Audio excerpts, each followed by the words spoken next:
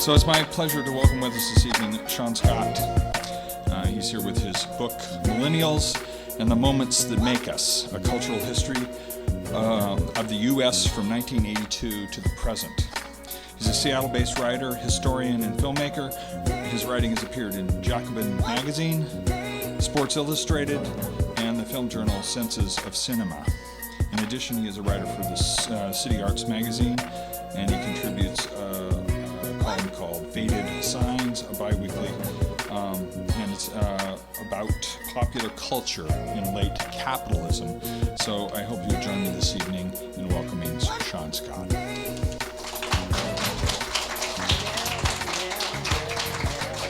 Awesome. Thank you so much. So I was trying to decide which chapter it was that I was going to read tonight. It was between my favorite chapter, which is chapter 7, the one that I ultimately decided on, and one called American Mom, which I think is the one that's the most personally meaningful for me. And so was sort of like looking for a sign about like, well, which one of these should I end up picking? Like I read a couple of pages into the chapter that I ultimately selected and saw where April 4th, along with being, as everybody here ought to know, the 50-year anniversary, if you can use that word, of Martin Luther King's assassination, is also the year that the Twin Towers opened to the public in 1973. And so that was kind of a tip to me that maybe this is the right direction to go in. And so as a writer, I mean, while there are other chapters that might be more personally meaningful, I feel pretty proud about how this one turned out individually, and I think is pretty representative of what it is that a cultural historian tries to do, which is take events that seem sort of beyond, I don't want to say beyond interpretation, but very, very hard to interpret, as a lot of political and social meaning is sort of heaped upon those events. Cultural historians try to sort of go back and reconstruct what it was like to experience those times, and also talk a little bit about why it is that those events had the impact that they did. This chapter is a cultural history of 9/11 and the War on Terror. So pretty light reading. And so the book is divided up into 12 chapters, and this is chapter 7. It's a chapter called Live from Ground Zero. But just for full context, because it's not a particularly long chapter, it runs about 15 pages. I'm going to read a couple of pages from the chapter that ended before it, just to set it up a little bit, because there's also some personal narrative in here that is kind of goofy and fun to get through. So if anybody here has read the book so far, you'll know that it's sort of broken down into like a lot of digestible little tidbits. There's like a little subheading under each one, and so I'm not necessarily going to read those. What I am going to read is when we get to the chapter thirds. Each chapter is broken down into an A, a B, or a C section. I'll sort of just say what those are and use those as an opportunity to take a break.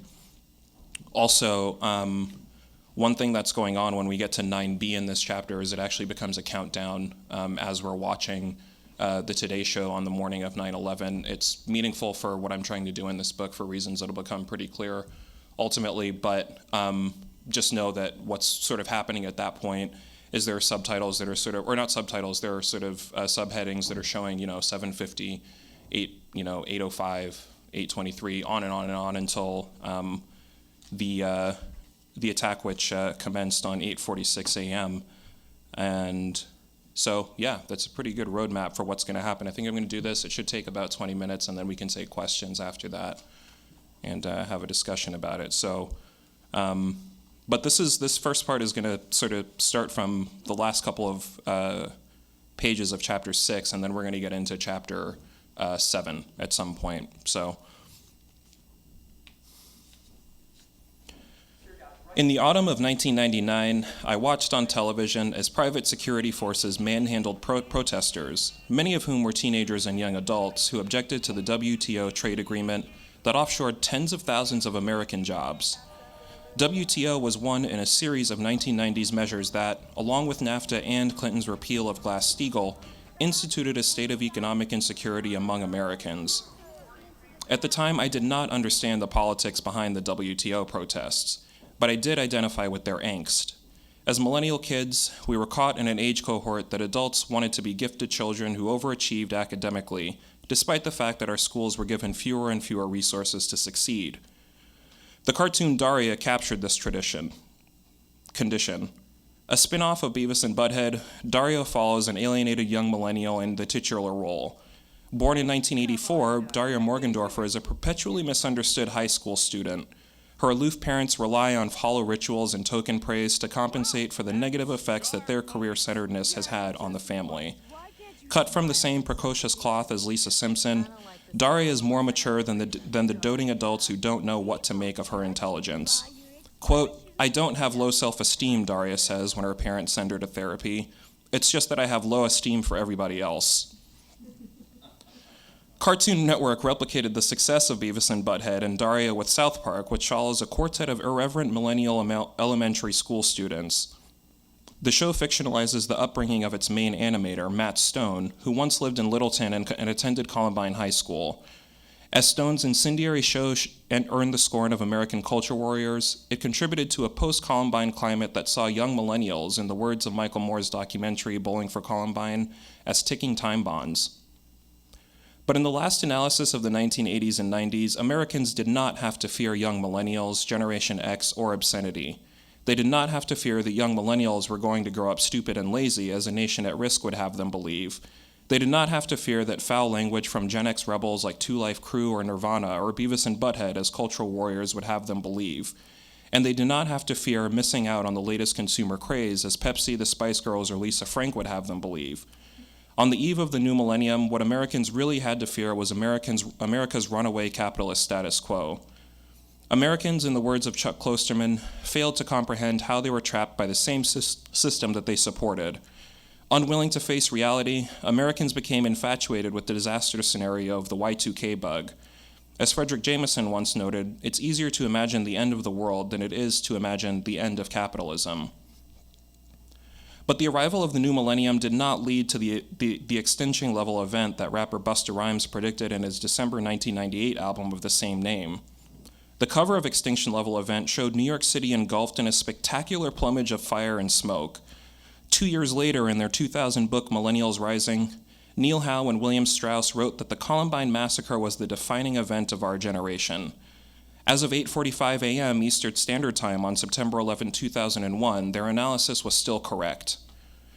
A 15-year-old millennial, I watched the curtain close on the 20th century in my hometown of New York City. In the shadow of the Twin Towers, I harbored a secret desire that the Y2K bug would obliterate my high school's academic records and give me a reset on a school year where I was failing every class I was enrolled in except PE and creative writing. It was a cold night in Lower Manhattan. Chapter 7, Live from Ground Zero, and this is section 9A, 7A. In 1989, the American recording industry conspired to release all albums on Tuesdays. Nobody knows why. Some have said that Billboard magazine is to blame.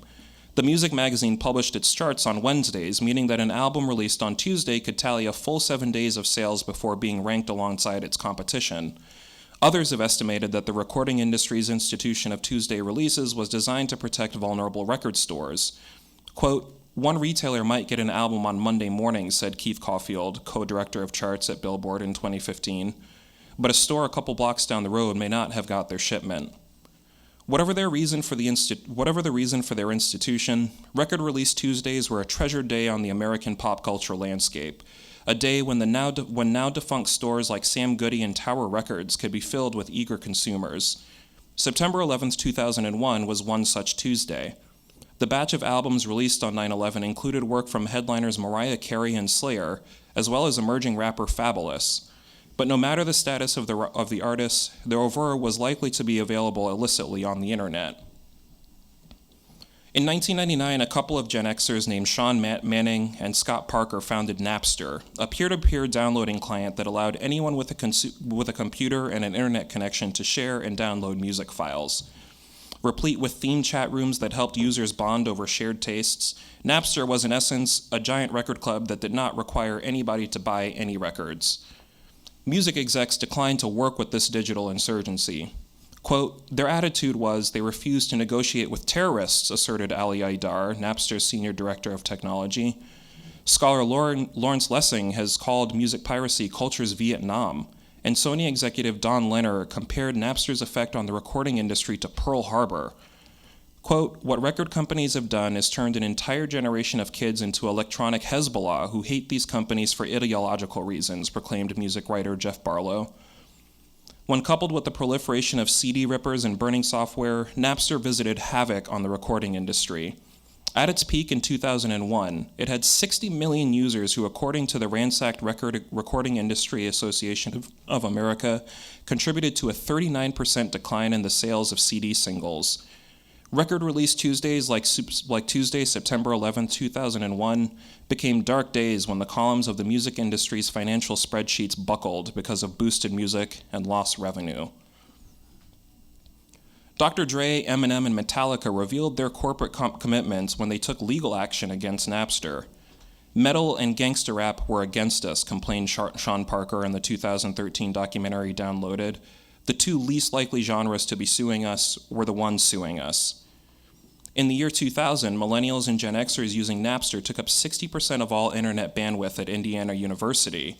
For millions of millennials reaching young adulthood, their political identity formation involved pushing back against an increasingly commercialized music industry. Quote, it's the record companies who should hold the patent on cheating musicians out of money, quipped comic Jon Stewart in March of 2001. A decade later, the Washington Post called Stewart millennials' most trusted news source. Millennials who pirated records by Destiny Child and Savage Garden on Napster were not the only Americans who were dissatisfied with capitalism. At the turn of the millennium, the tech-centered job growth of the 1990s came to a crashing halt. The Dow Jones Industrial Average more than tripled its value in the period spanning January 1994 to March of 2000. But in April of 2000, it shed more than 50% of its value. 2.2 million jobs were liquidated, and the country was plunged into a deep dot-com recession. In his 2000 book, Irrational Exuberance, economist Robert Shiller identified two mutually reinforcing cultural determinants of this crash. Number one, the rise of the 24-hour news cycle that provided minute-by-minute updates on minor price fluctuations of stocks. And two, the spread of digital trading technology that allowed panicky shareholders to dump assets instantaneously. On the morning of Tuesday, September 11, 2001, economically embattled Americans were still suffering from the economy's unexpected freefall. In the recession-prone context of capitalism, consumer holidays like Record Release Tuesday helped to pad the fall of crashing markets. As musicologist Robert James writes in her 2015 book, Resilience and Melancholy, Americans have been acculturated to capitalist narratives of trauma and redemption.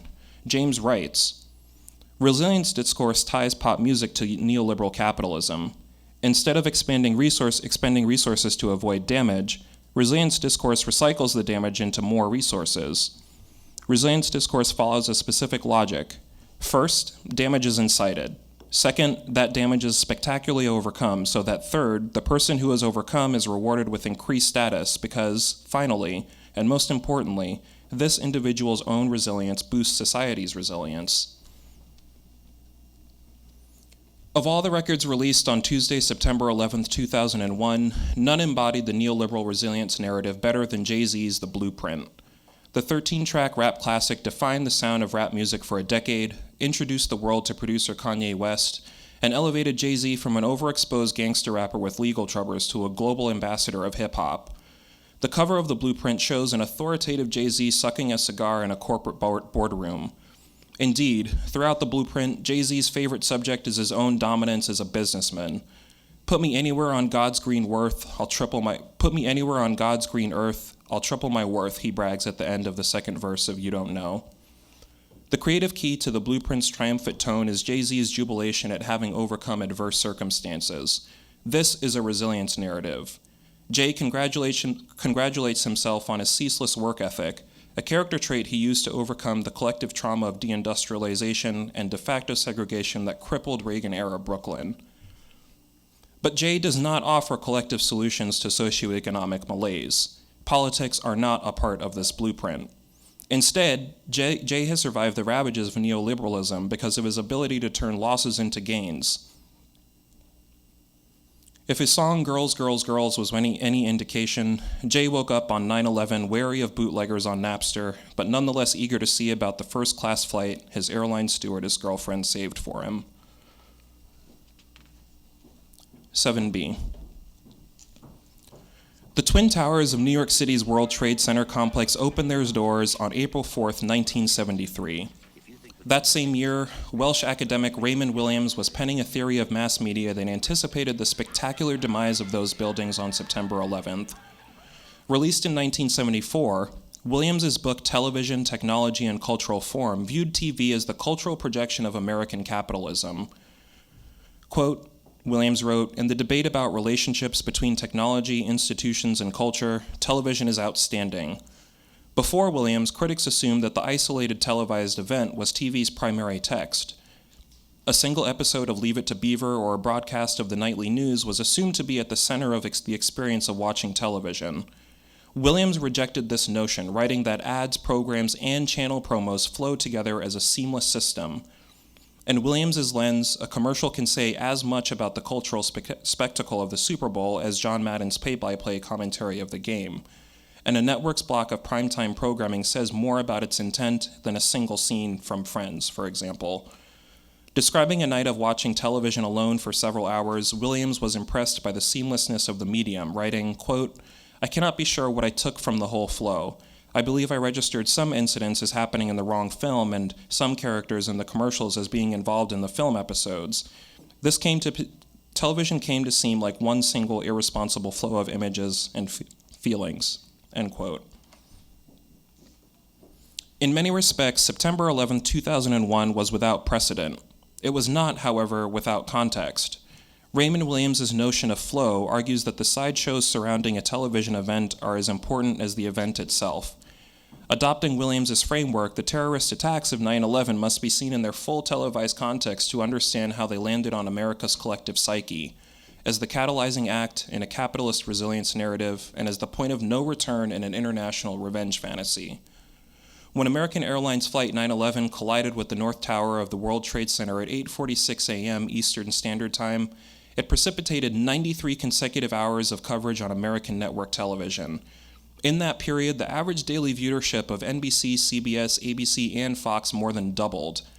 A moratorium on commercials was implemented on these stations for a short period of time, but within days, Americans learned to accept a side of advertisements and network promos alongside replays and analysis of the attacks. For the majority of Americans, 9/11 was a cultural event.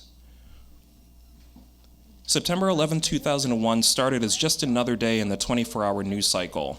NBC's The Today Show entered the morning as the most watched television news program in the country. With its studio situated just 4 miles from Ground Zero, the program's lead story on the morning of 9/11 was an athletic resilience narrative. Speculation spread that retired 6-time NBA champion Michael Jordan would be returning to professional basketball after a 2-year hiatus.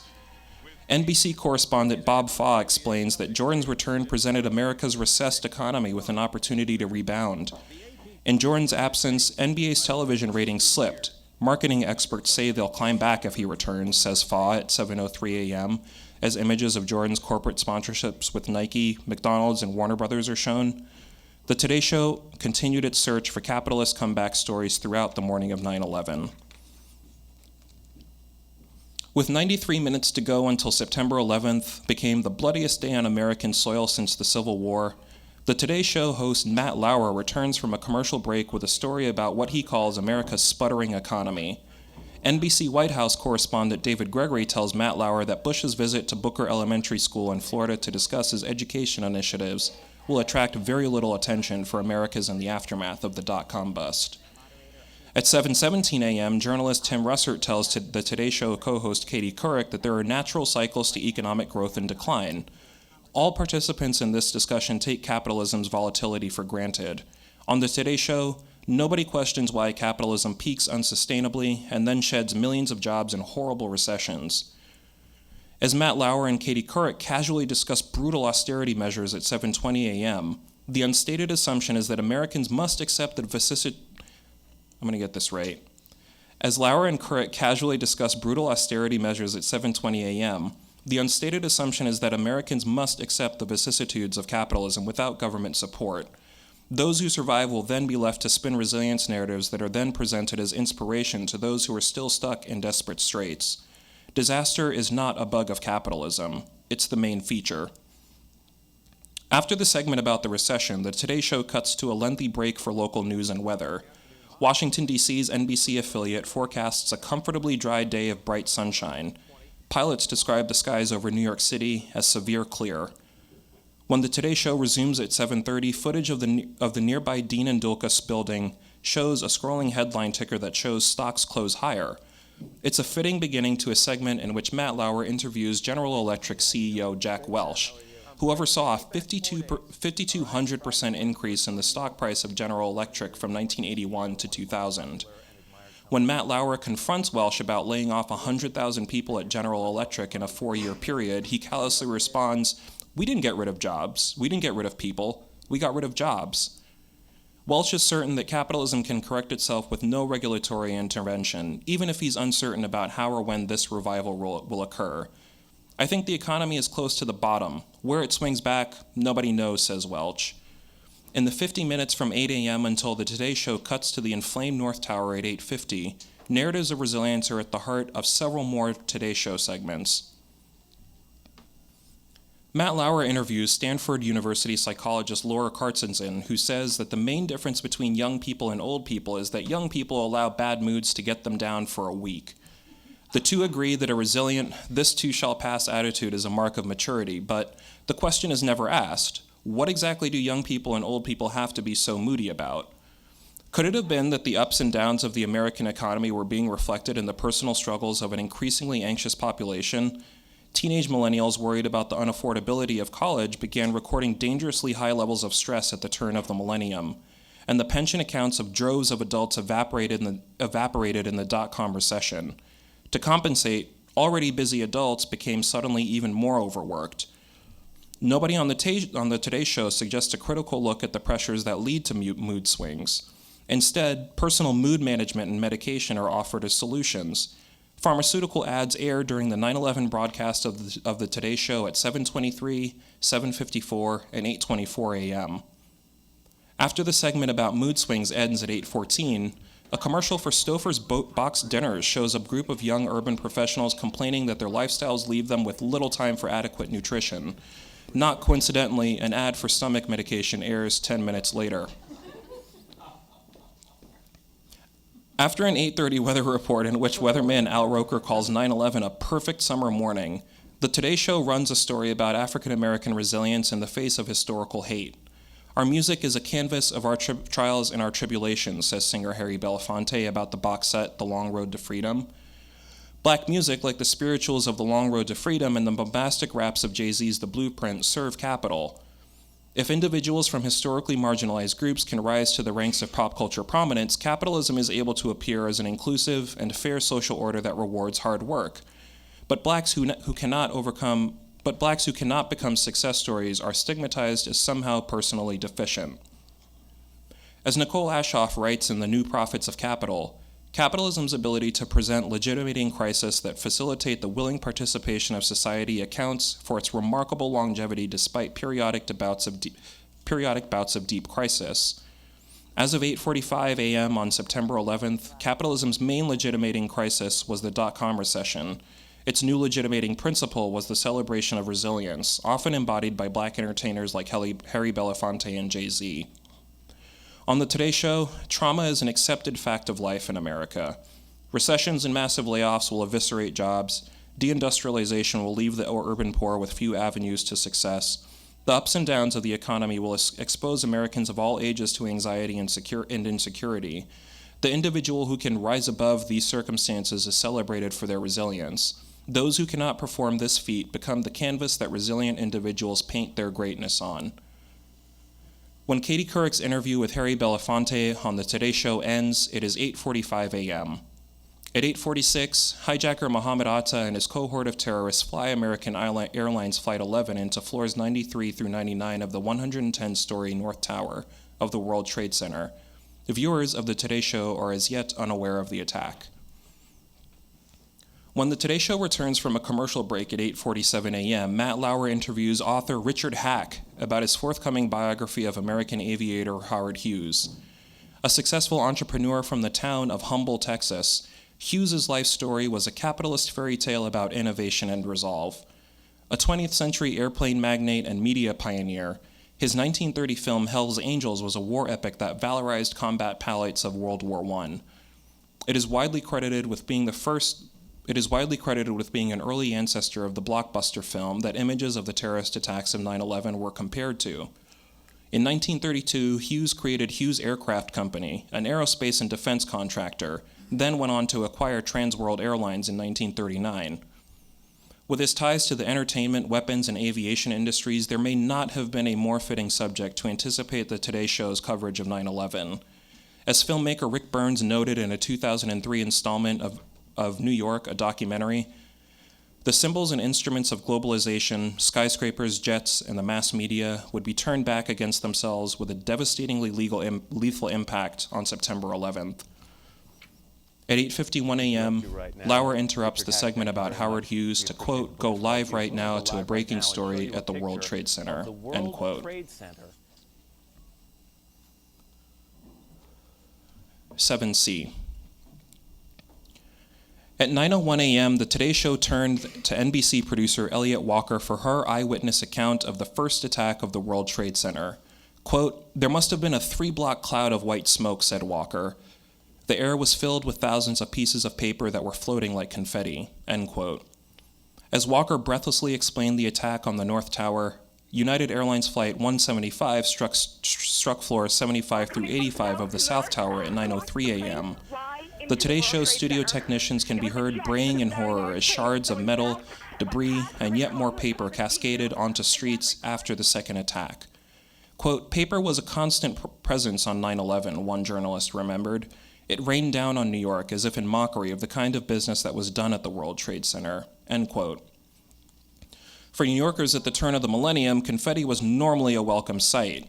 In 1996, 98, 99, and 2000, the New York Yankees were triumphant in the World Series. In each of these years, their championship runs culminated in a ticker-tape parade down the city's Canyon of Heroes along Broadway in downtown Manhattan. In previous years, the paper used in this confetti came from scraps discarded by Wall Street stock tickers, but the digitization of the stock exchange at the end of the 20th century made stock tickers obsolete. So the confetti used in Yankees' championship parades came to be sourced from shredded office paper, like the kind that fell from the World Trade Center on 9/11. When Major League Baseball play resumed on September 18, 2001, it instituted the singing of God Bless America during seventh-inning stretches of all baseball games and had American flags stitched onto the backs of their uniforms. The baseball club from the beleaguered city of New York sputtered to the finish line of the regular season, then bounced back brilliantly in the playoffs. Following the inspired play of shortstop Derek Jeter, the Yankees bested the Oakland Athletics in the American League Division Series before crushing the heavily favored Seattle Mariners in the American League Championship Series. It's been so long since the Mariners have been favored in anything. It took me a while to get my brain around that. With the Yankees squaring off against the upstart Arizona Diamondbacks in the World Series, the stage was set for the sports incarnation of New York City's post-9/11 resilience narratives. While the Yankees were attempting a symbolic comeback on behalf of New York City, American capitalism was turning trauma into profit. Shortly before the World Series, American Airlines and United Airlines became corporate sponsors of the MLB on Fox telecast of the World Series. MLB on Fox belonged to the same media umbrella as Fox News, an incendiary right-wing channel on cable TV that experienced a renaissance after 9/11. Not coincidentally, MLB on Fox turned the World Series into a celebration of America's armed forces. Quote, throughout the years, baseball has inspired our nation, proclaimed Fox announcer Joe Buck during the MLB on Fox intro to Game 1 of the World Series, as images of American military valor flash across the screen. As a nation, we've been tested, but America always gets up. So many Americans have fought for freedom, end quote. President George W. Bush embraced the patriotic spectacle of the World Series to push his post-9/11 agenda to the American public. He traveled to the site where the Twin Towers collapsed on September 14th, saying, "I can hear you," exclaiming through a bullhorn. And pretty soon, the people who knocked these buildings down are going to hear from all of us pretty soon. Months later, Bush flew to New York City again to throw out the first pitch to Game 3 of the World Series. Rather than participate in the Game 1 festivities in Arizona, Bush decided New York was a better staging location for America's resilience narrative. Fox concurred. "What is a New Yorker?" asked a narrator with a heavy Outerborough accent during the MLB on Fox intro to Game 3 of the World Series. "Knock us down and we'll only get up, but we'll fight twice as hard." America's post-recession fixation with resilience did not fade away after 9/11. Instead, it intensified, especially when the prospect of revenge became a part of the picture. By valorizing the armed forces before any formal declaration of war had been issued, Fox's pregame intros to the World Series fed the popular lust for post-9/11 revenge. Diamondbacks pitcher Curt Schilling further stoked the flames. In a USA Today editorial from the fall of 2001, Schilling said his thoughts on 9/11 immediately turned to revenge, retaliation, and retribution. Schilling pitched brilliantly in the World Series as the Diamondbacks defeated the Yankees in a thrilling Game 7 on November 4, 2001. When the Super Bowl was played the following February, the NFL, again with the help of the Fox network, furthered the narrative that baseball started. The patently violent game of football provided NFL on Fox an opportunity to sell out wholesale to America's post-9/11 embrace of militarized resilience. Super Bowl 36 was played on February 3, 2002 between the St. Louis Rams and the New England Patriots. NFL on Fox began its telecast of the game with a pastiche of quotes from American politicians, including the famously belligerent Teddy Roosevelt's "We admire the man who embodies victorious conflict." Fox's production design of the Super Bowl broadcast emphasized war. Military commandos were featured in cutaways between graphics, framing football as a game of strategy and conflict not unlike war. In an April 2008 article in the New York Times, it was exposed that the Department of Defense used Fox to fan the cultural embrace of the armed forces. This propaganda mission involved populating the Fox News channel with officers who were posed as neutral analysts and stoking the American public's lust for revenge. As St. Louis and New England played Super Bowl 36 with commemorative 9/11 logos and flags on their helmets, the Patriots won the game 2017 on a last-second field goal. This was the first of 5 championships that New England won in a 15-year span from 2002 to 2017. The symbolism of a Patriot dynasty in the aftermath of 9/11 did not go uncapitalized on. A 2015 report by the U.S. Senate titled "Tackling Paid Patriotism" revealed that from 2011 to 2014, the Department of Defense directly paid the New England Patriots $700,000 for pregame and halftime ceremonies that celebrated the armed forces. "We're all patriots," exclaimed Patriots owner Bob Kraft when New England defeated the Seattle Seahawks in Super Bowl 49 in 2015. And every true Patriot fan understands that our first Super Bowl was won at a unique time in our country. The unique time that Kraft spoke of was a post-9/11 climate where the pop culture embrace of war was at a fever pitch. This embrace had cultural roots and changes to the American social fabric that began as the first millennials were born in the 1980s. In Reagan-era America, major corporations aimed hawkish entertainment at young millennials. The movies Rambo and Top Gun and video games like Contra were sponsored and funded by the federal defense establishment for the explicit purpose of raising young millennials as the next generation of soldiers. In the aftermath of 9/11, the pro-military propaganda enjoyed a second life. As Deborah Harajimo writes in her 2009 study Ugly War, Pretty Package, old toys received a boost from the build-up to war. Sales for Hasbro's G.I. Joe line increased before and during the 2003 invasion of Iraq. In the period spanning March 2003 to December 2011, Operation Iraqi Freedom raged in the Middle East. The average soldier's age during the Vietnam War was 19. In Operation Iraqi Freedom, it was 27. Quote, "A drafted army is not in Iraq and Afghanistan," remembered memoirist Paul Rieckhoff. "It's more of a professional force, so folks are staying in longer," end quote. But while the Army at large in the 2000s was older than it had been in previous decades, young millennials accounted for a disproportionate amount of the deaths. From 2003 through 2009, combatants aged 18 to 24 comprised 53% of the casualties in Operation Iraqi Freedom. For those aged 31 through 35 in the same period, that figure was only 9%. Quote, I get offended every time I hear folks, particularly politicians, talking about a generation that they think is the selfish me generation, said Missouri Secretary of State Jason Kander on a December 2016 episode of the podcast Keeping It 1600. When I was in the military, a large portion of the folks that I served with were millennials, and it's a volunteer army, end quote. While it is true that young people generally suffer more casualties in war, the pronounced generational dynamic of death, where the army is older but those who die are not, is in fact new. The phenomenon can be attributed to two factors. Number one, economic straits under capitalism that force many Americans to pursue the armed forces as a career path. And two, cultural determinants that encourage millennials to continually enlist in the war, even as casualties rose and public opinion of the war plummeted. The propaganda that attracted young millennials in the 1980s proved successful in the 2000s. This propaganda was augmented in the 1990s with advanced computing systems, computer graphics, and multiplayer network systems that simulated warfare for young game players. As the 2000s progressed, millennials in the armed forces spearheaded digital, drone-led warfare. Their proficiencies with these weapon systems were based on computer skills they learned while playing video games as youngsters. Historically, the Pentagon has been the largest underwriter of computer graphics technologies. In the words of Colonel Casey Wardinsky, as the video game craze of the 1980s and 90s exploded, the Pentagon realized it had to get information about the Army into popular culture. Professional sports also did their part to sell the war in Iraq in the 2000s. To score its Sunday Night Football broadcast in 2006, NBC enlisted composer John Williams, whose muscular scores were famous for mimicking the brassy fanfare of the military parade. In the same period, popular culture musicians Daryl Worley and Toby Keith recorded the pro-war anthems Have You Forgotten and Courtesy of the Red, White, and Blue.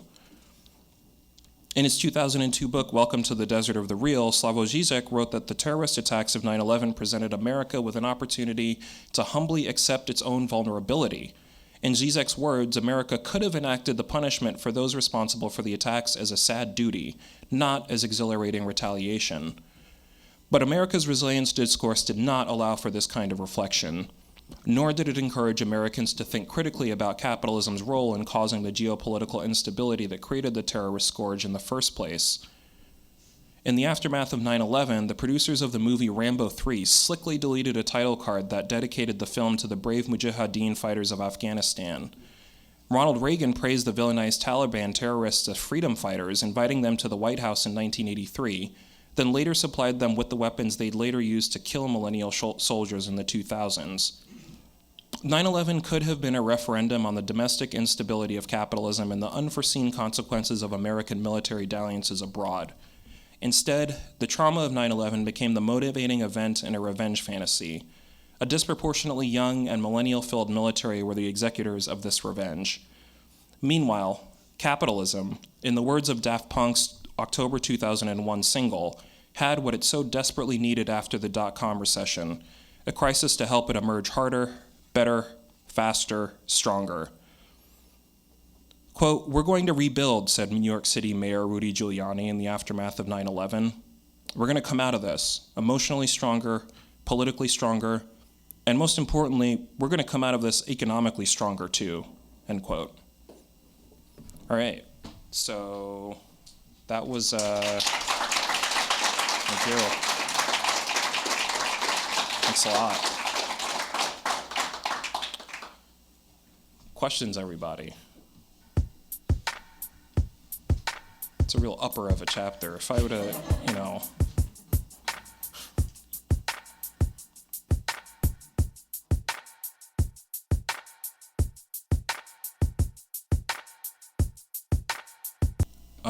it's a really good question. I think,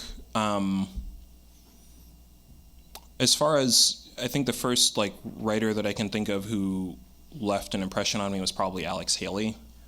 And just, I really like the way that he used spaces and pauses and a lot of interruptive clauses where it's I'm going to introduce this idea, throw something in really fast in the middle of the sentence so that when you get to the end of the sentence, it's almost like you've read a paragraph in some ways. As far as cultural history, I look at writers. I like Chuck Klosterman a lot. I think probably the best history book I've ever read though was a book called Seattle Past to Present by Roger Sale, and it like had kind of a style that's like really really muscular but flows very well as well. So as far as like writers that write on the page, I think those are probably my two or three. Yeah. Yeah. Yeah, right here.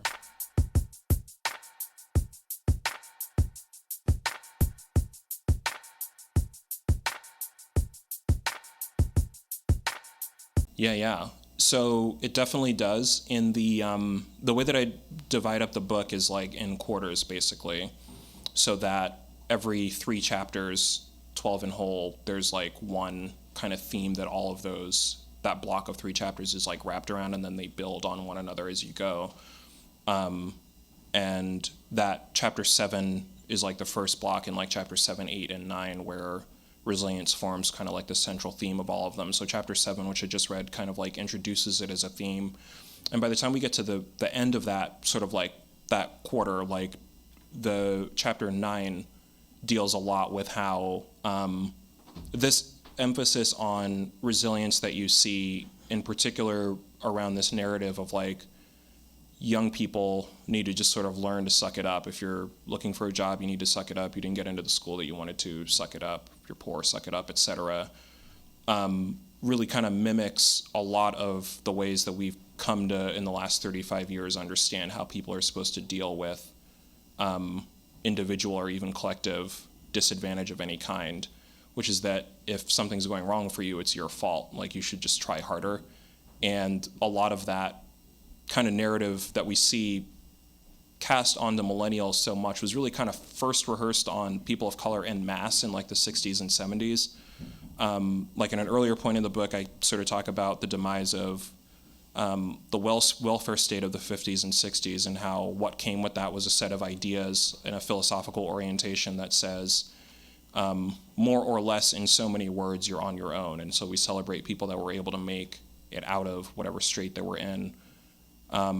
But that it's no kind of, it's not coincidental then that millennials are also the most diverse generation ever, so that a lot of the kinds of attitudes that people were saying about people of color in the 60s and 70s, they just kind of carry over as, the 90s and 2000s and the 2010s, as it turns out, sort of wear on. So that block of chapters from this chapter that I just read to chapter 8 to chapter 9 sort of go into that in full.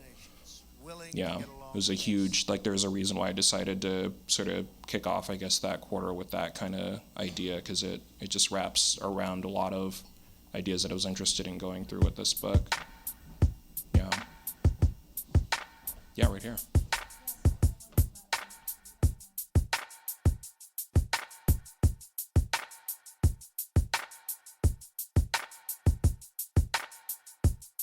At various points in the book, I do sort of use a lot of those earlier touchstones to talk about, look, there was in fact a Great Recession, a Great Depression that did happen, right?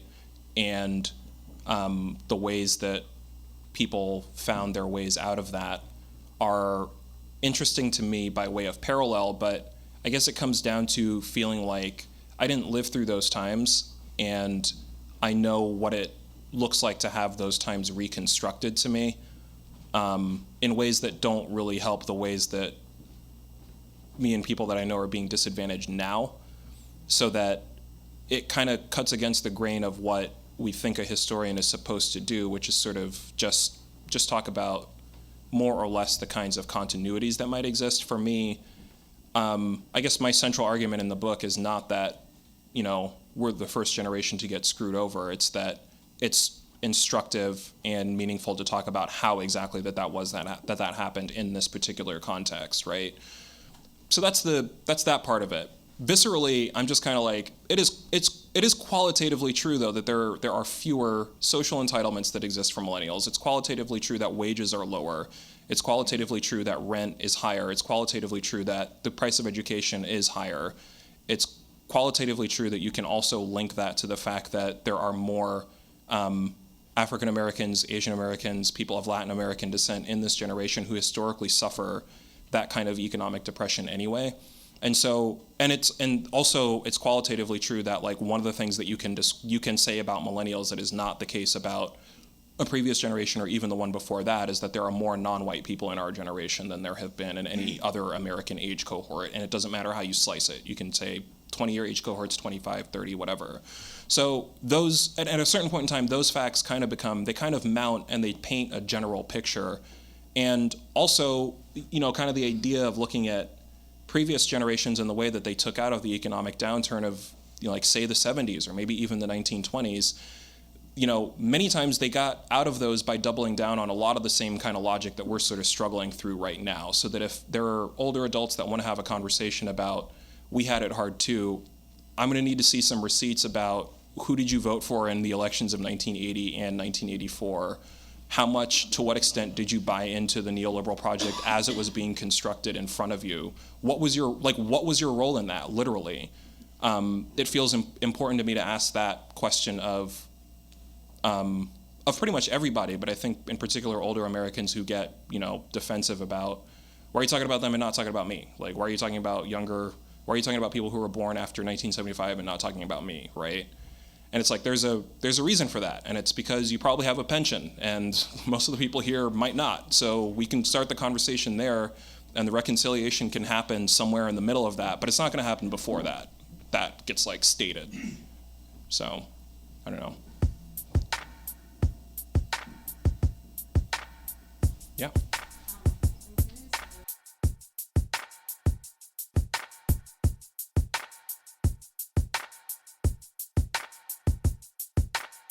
Okay, so this is a really good question that I think ties to the question that Deepa asked, because neoliberalism refers to a particular guise of capitalism that became more and more iteratively instituted, say, by the middle 1970s forward. And capitalism, I think, just refers to what it is that we've been doing for the last 400 or 500 years collectively. It's useful in the context of this book, and I spent a lot of time early on setting up a framework about what neoliberalism is, right? Like neoliberalism as a 3-decade-long project of upwardly redistributing wealth and all of the attendant social narratives that funnel what should be collective justice through individual means. Like I spent a lot of time in the first chapter and in the introduction setting that up, but for purposes of just reading tonight, where I don't necessarily have the time to do all of that setup, and neoliberalism is a term that is it is more saturated pop culture than we think it might have at this point. Like it was on the cover of Esquire magazine as early as 1982. There were like Washington Post op-eds that describe what it is. There's like a Nobel Peace Prize winner in 2012 who used the word in his speech. There's a body of literature that's been growing and mounting about what it is. Nonetheless, I do think that more people by show of hands would say they probably know exactly what capitalism is, or more or less what it is.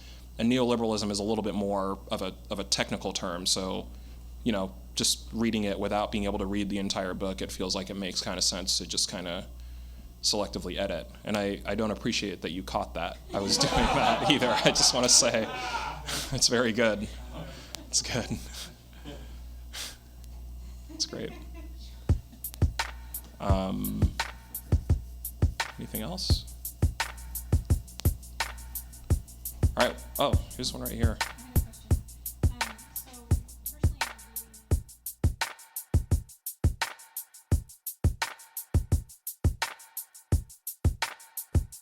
So to me, it has to do with having a more robust definition of what service means that includes but isn't limited to serving in the armed forces. And one can serve and be a teacher, one can serve and be a firefighter, one can serve and be a case manager for one welfare agency or another.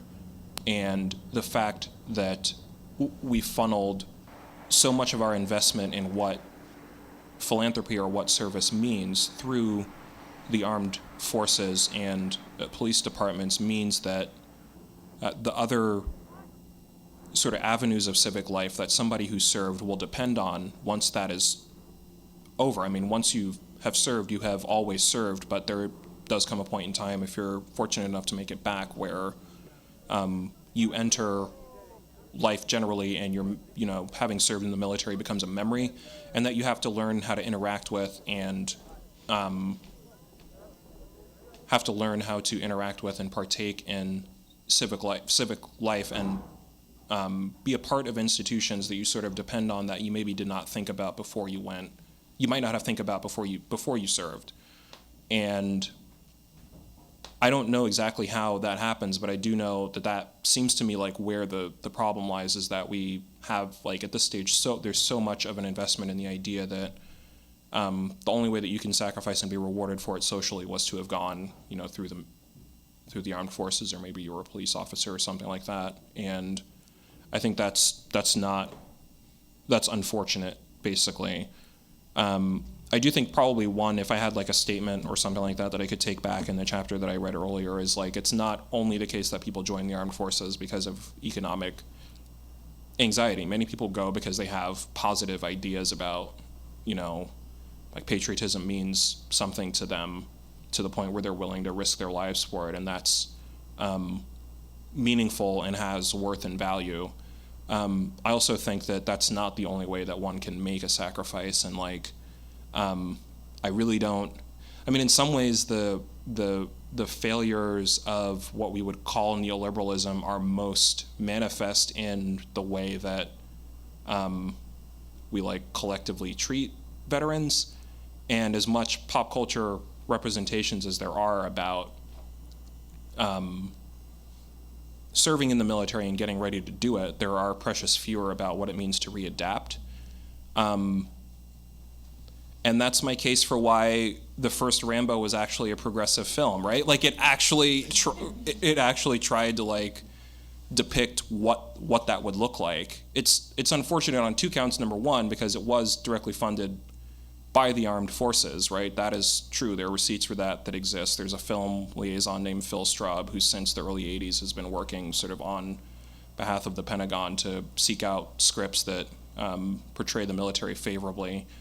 And it's also the case that people tend to look at that movie, I guess, as sort of for the raw components. But if you sort of squint, that one monologue that he has there before, or after he's sort of gone on this first rampage, he's actually talking about something that I think is very real, which is that institutions have sort of broken down to the point that you felt like you got promised all this stuff as a result of doing it, and none of it's there.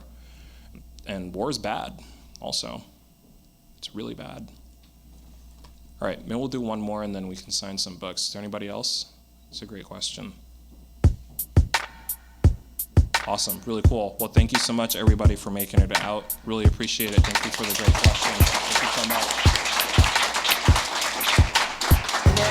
Never